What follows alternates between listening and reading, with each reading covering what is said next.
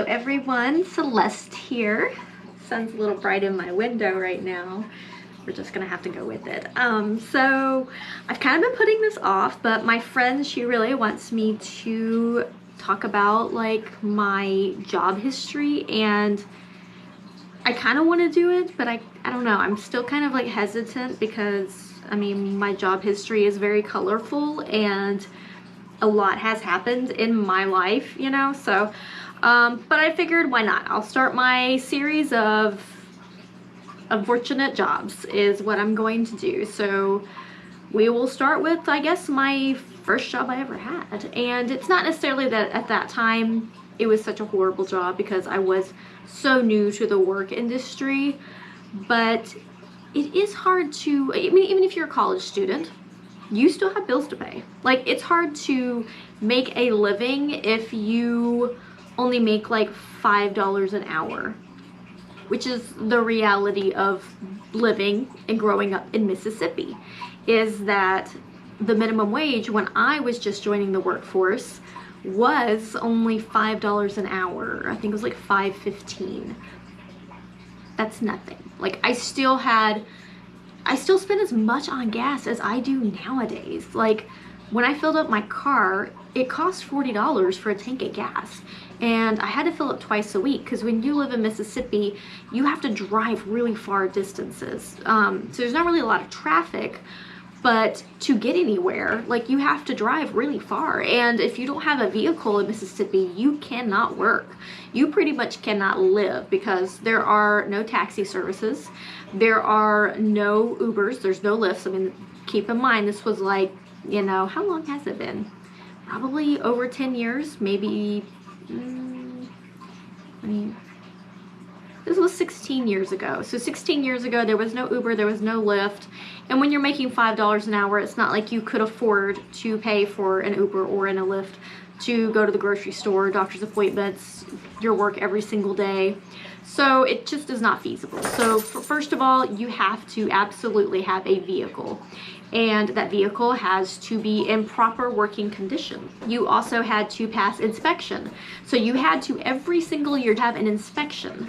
So you had to have that inspection sticker if it was not current, if it was past due, just like the thing on, you know, your tag, police would write you a ticket. So, and to pass the inspection, your front windshield could not have cracks or dings or any of that kind of stuff. Everything had to be proper working order, and so many little checks and balances. Things that very impoverished people have a difficulties being able to keep up with. So as you can see, there's already a system in place to really prey on the impoverished. People living in Mississippi are in complete, utter poverty, and it's no fault of their own. Grown up in that environment, and they don't have the means to move out of it, and you kind of just get stuck in this cycle. And so they're just trying to survive and get by, but you have so many things in place that just keep knocking you down, you know? They had regular checks. Like, anytime I was going home, I would have a traffic stop check. You know, police would be out and they would be looking for anything that they could write you a ticket for. You know, a dinged, cracked windshield, or an expired inspection sticker, or you don't have, you know, insurance for your vehicle. So these are just things that, I mean, definitely it's more expensive to be poor than it is to be wealthy. You end up paying for everything that if you're wealthy, you don't have to pay for, like banks, fees, overdraft fees. There's so many things in place. You don't have to go to one of those check cashing places, you know, where they take a huge chunk of your income just so you can then get your income. And the whole system down in Mississippi is just really bad and just poorly ran. I feel there's not a lot of opportunity there. But this, you know, keep in mind, I'm just joining the workforce. And so my first job working at the math lab, it was at my community college, and I was tutoring math and science. And I actually did like a dual kind of like enrollment when I was in high school. So I was able to start out my freshman year with a little bit of a higher math and science than some people. I mean, of course, some people started out with a higher math and science because they just were really intelligent and were able to do that. But for me, I was like a great candidate for tutoring. I was really like patient. I was really good at it. I could be really creative in how I explained like math and science to the students that were coming in. And I liked that I could go in there and I could work on my homework and I was still being paid regardless if people were coming in or not and needing help. So sometimes people would come in and I would help them, but other times like I could just sit there and do my homework. And even though it wasn't that much, it was like $5.15 an hour. So it wasn't enough for me to pay my bills that I needed, because I had scholarships my first couple of years, but I stayed there for 3 years because I wanted to get as much community college as I could, because it was cheaper and it was close to my house, so I wouldn't have to like move out and take on all these bills and stuff, especially when I was only going to make $5 an hour.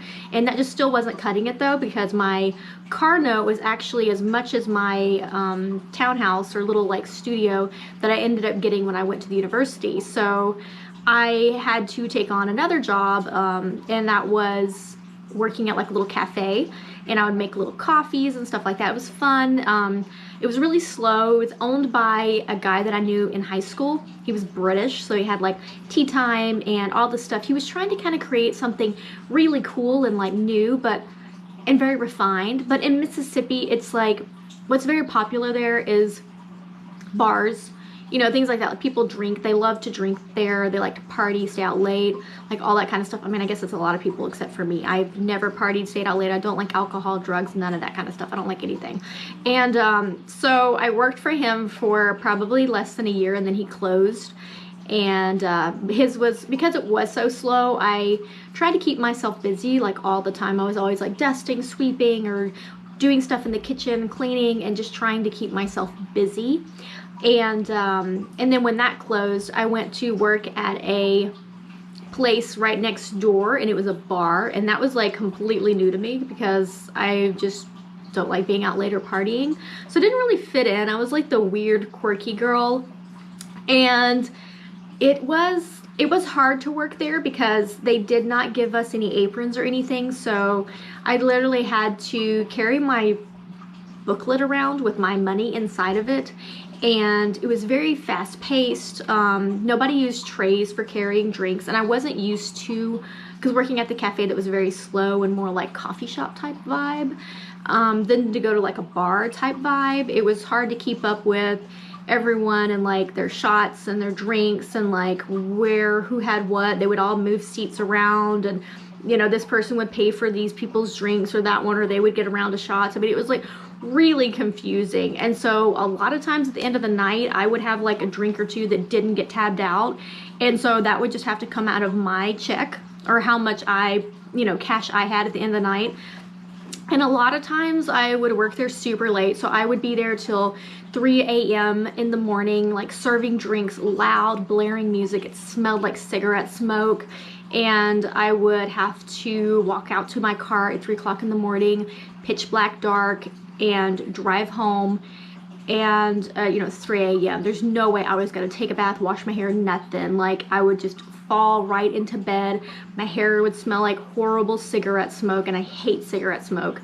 And I would get up at 6 a.m., just get a few hours of sleep, and then go to college and try to take a test or stay awake for that. And I just did that like over and over every day. Like, when you're a server and when you have so many bills and you're making such low income and you're in college full-time, you're taking very difficult classes, you really don't have time to think about anything. And I also kept my room very clean, and I kept my car super clean. Like, I just was like a robot. I was just like, wake up, do all of this work, studying.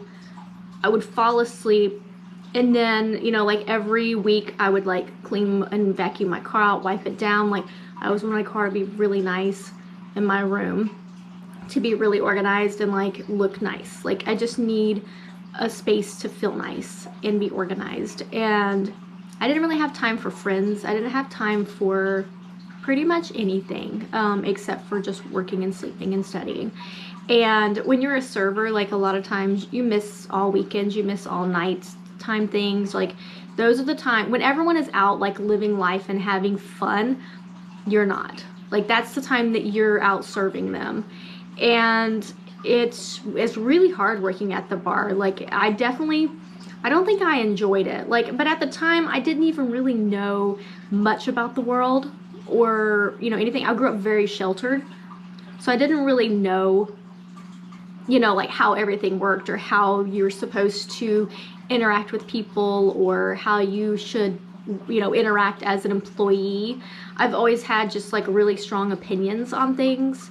And I worked there, and one time in the summertime, I had the patio and all to myself. And me, I've never even had like a lot of people. I didn't really have training either. And because we didn't carry trays, like I had to carry the drinks like only like 2 or 3 at a time. And I just kept getting sat, like it was like a huge patio, and the restaurant was like a really like skinny long one, and the drink station was at the very front of the restaurant. And the patio was in the very back, and it also was like really long and skinny. And it had like 7 tables, big tables.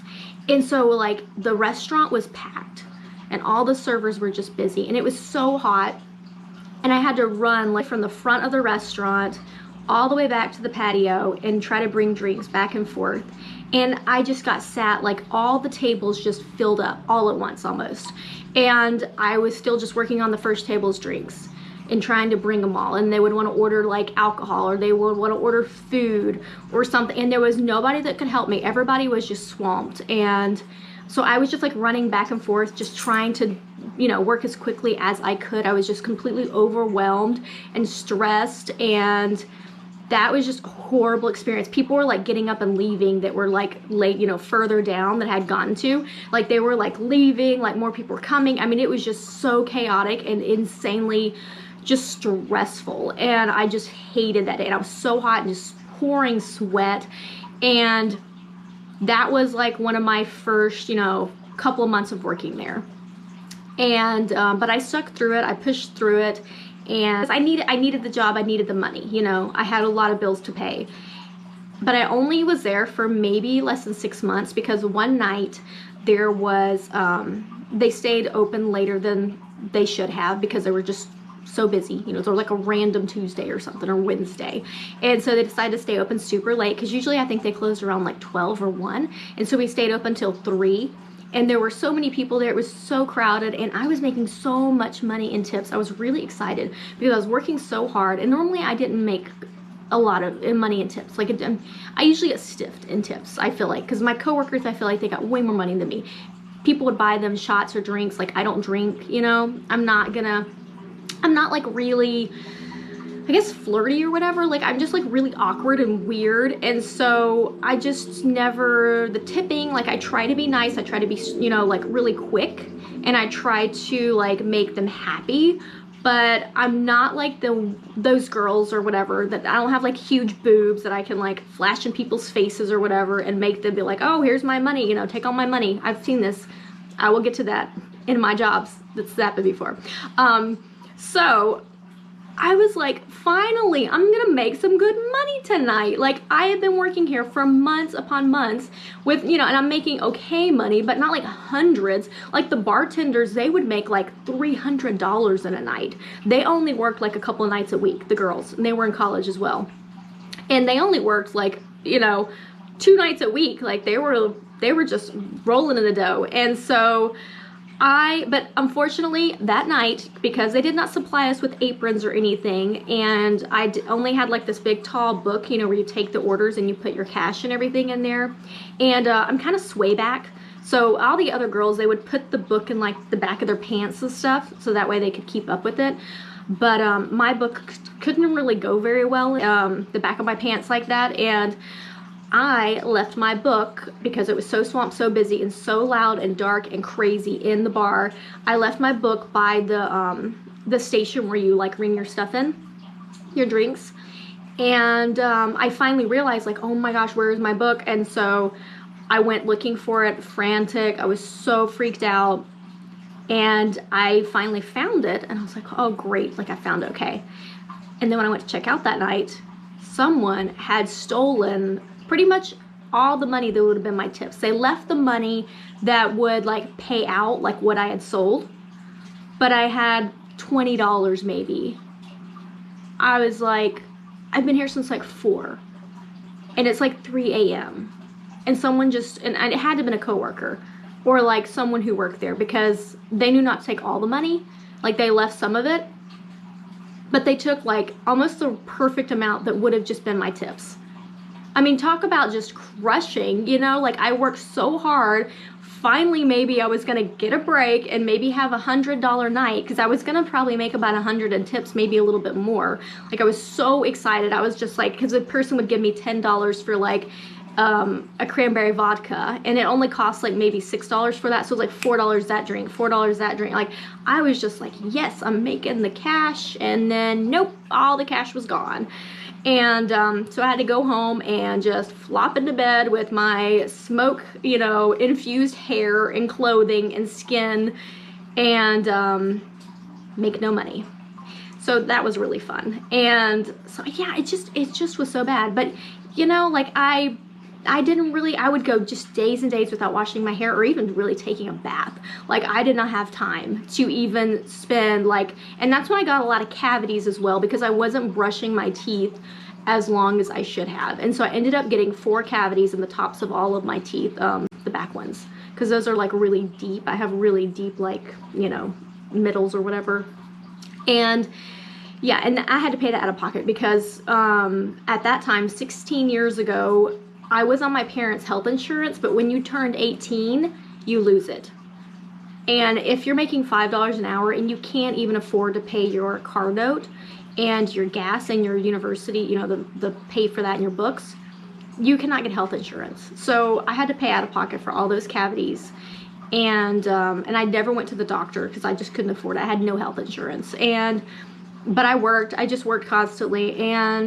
But after like 6 months of working there and that happening where my money was stolen, probably someone working there, I talked to the manager and was like, I want to look at the video footage. Like, there's got to be video footage. And the manager was like, okay, like, we'll check it.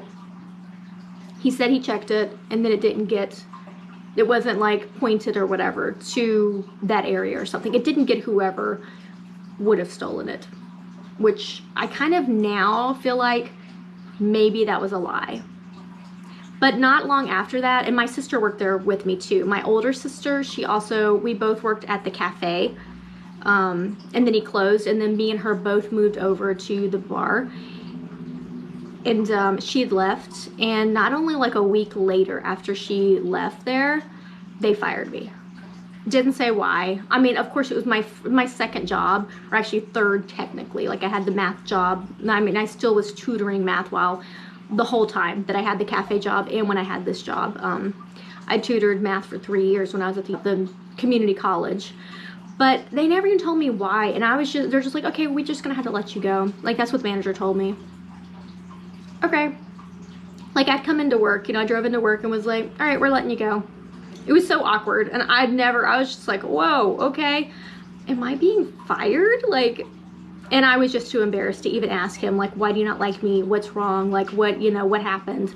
I didn't ask any questions. I just hightailed it out of there and went home and started looking for a job right away. And it took me about a month to find a job. I started applying for all the waitressing jobs because, you know, working at Walmart or any retail location, it was only going to pay me $5 an hour like my tutoring job, and that just could not pay my bills. That was not, and I didn't even have like a ton of bills. I didn't have housing. I didn't have, you know, like electric and water, and I didn't have any of that crazy stuff. And so I finally found a job, but it was much further away. It was like a 30-minute drive from my house, and I was constantly almost late, like, and I hate being late. I was always like trying to rush like after college to get up to the area and try to like be on time, because I know employers are like sticklers for people who are late, and I don't like disappointing people, and I like always to be perfect and always to make everyone happy. So I do everything in my power to do that for employers. But not anymore. Yeah, no, I'm not gonna be exploited anymore. But yeah, so like that was my that was my 4th job at that point. So, and one time I was driving my car and it was just pouring down rain, and actually there was an SUV in front of me, and they literally spun around and they were just facing me, and I'm going like whatever, you know, the speed limit's like 70 or 65 probably went a little under the speed limit when it's raining really, really hard and like almost flooding the highway. But they literally spun around and faced me. I was like, oh my gosh. And they just kept swirling, and they just went off into like the grassy area, but they were fine. But I was like, whoa, that was so scary. Like I could have hit them, or they could have like come back, like to turn around, and I'm just like trucking along. It's like crazy. But the second or the fourth place I had gotten the job at, I actually interviewed for a couple of different places, and one of the places I started to work at, but oh my gosh, I was like, no way am I going to work here. I worked there one night. I followed this guy around, and I actually got like a $20 tip from one of his tables, I think. The guy thought it was cute, probably. But you had to do so much side work at this job. I'm like, and just keep in mind, okay, servers make like $2 an hour. I was like, you're gonna pay me $2 an hour, and they wanted us to make all of our own salads. They wanted us to make all the dressings, like the entire station for the salad and all of that, and the rolls and all of these things. Like all of that had to be made, maintained, and you had to do it all making $2 an hour. I'm like, this is not my job. Is this like me cleaning the salad dressing, you know, and putting it away at night? Am I getting tipped for this? No. This is not going towards my hourly rate. Like, why am I doing this job? And like sweeping, like there was so much side work. It was not worth it to be making $2 an hour doing all of this side work, while at the same time I'm trying to maintain my tables and like do their food and put in their drinks. Like I get easily overwhelmed. I'm actually, serving is not the best job for me because I am a highly sensitive person, and as such I get easily overwhelmed in situations like loud music. I don't like loud music, loud sounds. Like that just makes me feel just like disoriented and just really flustered. And when you're serving, and me being such a people pleaser, like when you're in that serving position, you are trying to please those people who come in, and some people you just can't please. So it's like I'm trying so hard, I'm rushing, I'm running around, and it's like when you're just get too overwhelmed, it just doesn't work. Like you're like in the weeds and nobody really can help you out, like, and then you just feel like such a failure. And then if you get a bad tip or someone complains, then you just feel even more horrible. So I hated serving. So I started at two places after I was fired. One with all the side work, and I was like, not happening. I'm not coming back to this place. So I did not show back up. And the second place I was hired at, they made us take a lot of tests and things. And because I had college, I couldn't take the test with everyone else who was hired with me, and they all cheated on the test, and they all like pulled out their little booklets to, you know, for the wine and other stuff like that. And they were able to pass it the first time because there was like all these wine pairings and food, and you had to memorize like all of these things, like the notes of the wine and like what food it paired well with. But when I went to go take the test, it was just me alone, and I couldn't cheat or look at anything. So I really had to study on my own private time, not getting paid for it, to try to pass this test. And finally I did pass it. I think I had to take it twice though, because the first time I wasn't really taking it that seriously. Like I studied a little bit, but everyone else was like, oh, I just did this, I just cheated, you know. And I'm like, okay, cool, like I'll probably be able to do that too. But then when I get there, it's like I'm the only one, the manager's there, I can't. So I didn't pass it the first time, and they're like, okay, you're gonna have to like go back and restudy all of this. So I had to take time out of my precious study time and working already my other job, and try to study and learn all of the wine list and the pairings and the notes and all of that stuff, and the greetings. Like there were special greetings, things you had to say and do, and we had to wear like a tie and like a white shirt. And so I had to buy all this special stuff for working there, like special shoes. They wanted certain colors. We had to wear belts, and they also wanted all of us to look the same. I couldn't wear any hair accessories or anything. But that job was not too bad because we only were allowed to have 3 tables, and that actually works for me because I get easily overwhelmed. 3 tables was plenty, but I didn't make a lot in tips, maybe only like $50 or $60 a night, but it was way more than making $5. I probably averaged $10 an hour working at that job.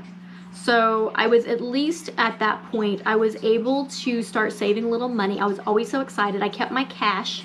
I had cash. I kept it, I don't even think I had a bank account at that time. I didn't.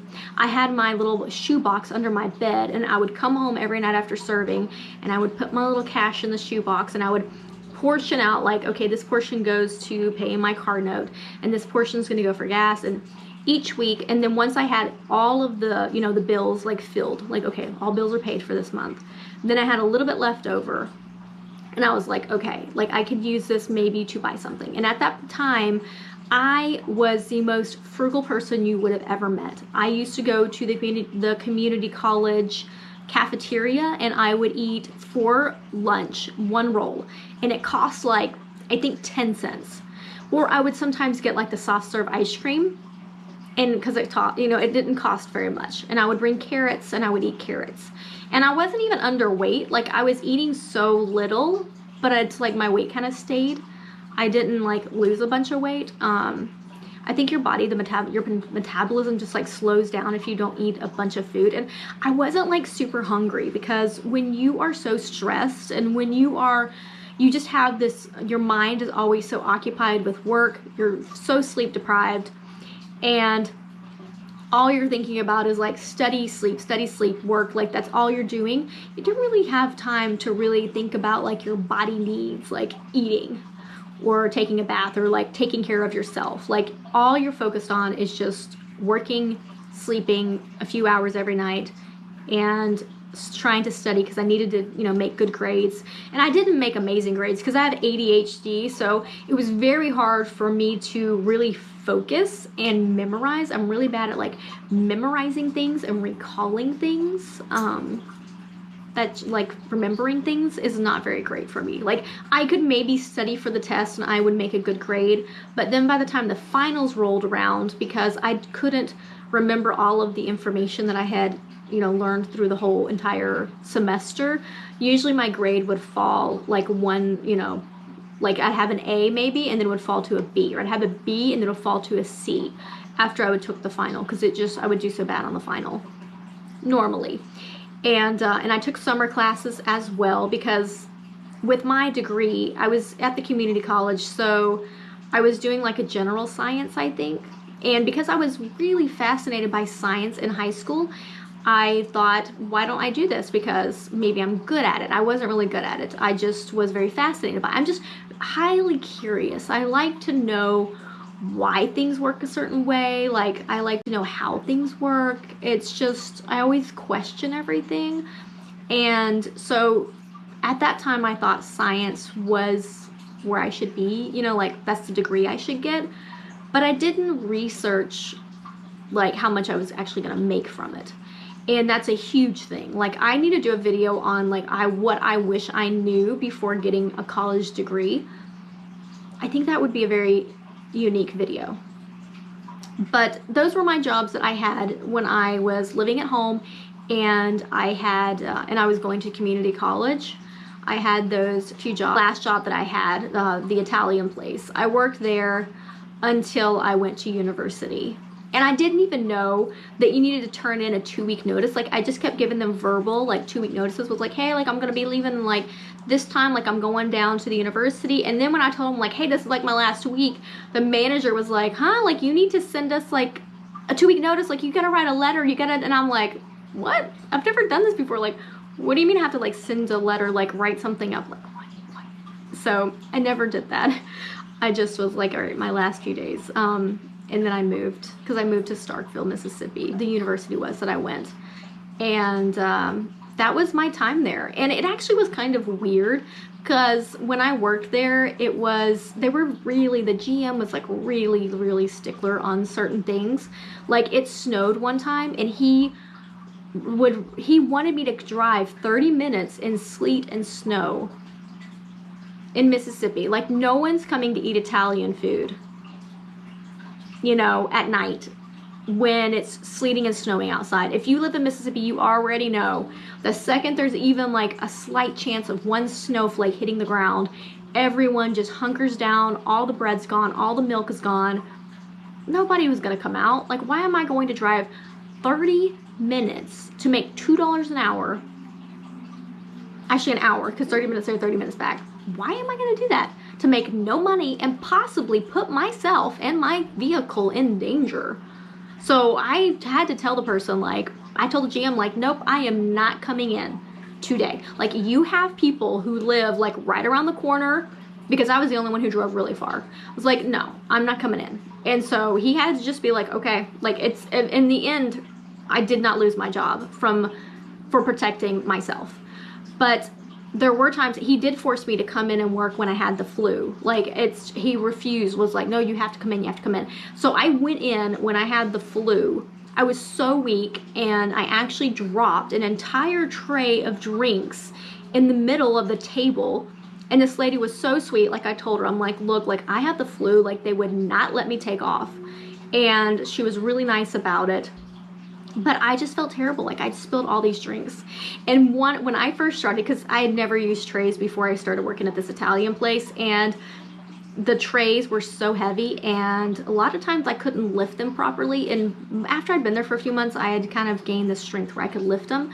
But I kind of wish I didn't, because since then I've had like chronic hand and wrist pain from carrying those really heavy trays like this. I started doing it like on my fingertips, because I told my manager, I'm like, my wrists are killing me. And he's like, well, I carry it on my fingertips.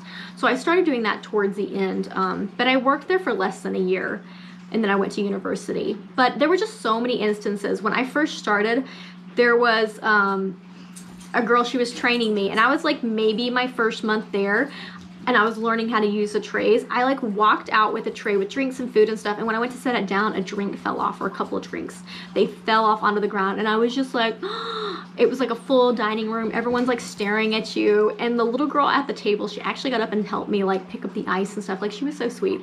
And I was just like, oh my gosh. And yeah, that was just really embarrassing to have that happen. And I had some friends that would come in, oh, I need to do my stalker story. My stalker came in, and I didn't even know who was my stalker until I was 29. That's when I realized this person has been stalking me since I was 18. Weird. Maybe I need to do a video on that. I think that would be an interesting video. We show Puffer Puffer. I think she's hot. I need to turn on the air. It is getting warm in here. But yeah, that was my that's my series of unfortunate jobs. Part 1 was the jobs that I had when I was at the community college. I had quite a few. That's what I'm saying. Like, I've had so many jobs. I can't literally put all the jobs I've had on my resume. I've had 4 just at the community college in 3 years. Yeah, no. And I've had way more since then. If I really counted every single job, I'll tell you about the mattress job that I had when I was out here for 1 week, or actually less. I worked at this mattress store. Oh my gosh, I gotta tell you all about it. It was really, really weird working at that place. I'm trying really hard not to say actual names. My financial advisor was like, don't be mentioning any of the businesses' names. So I'm like, okay, I'm not. I'm just gonna like talk about it in generalized terms and not say any names or anything like that. That way, I don't know, there can't be slander or something about whatever I'm saying. Although it's just my experiences, so I don't know why we would want to like hide that, but okay. I won't say their names. But yeah, so let me know down below like what other content you want me to be posting. I do like doing these like talking videos. I find them more fun, and I get to just voice like my experiences or opinions, and I think that's really cool.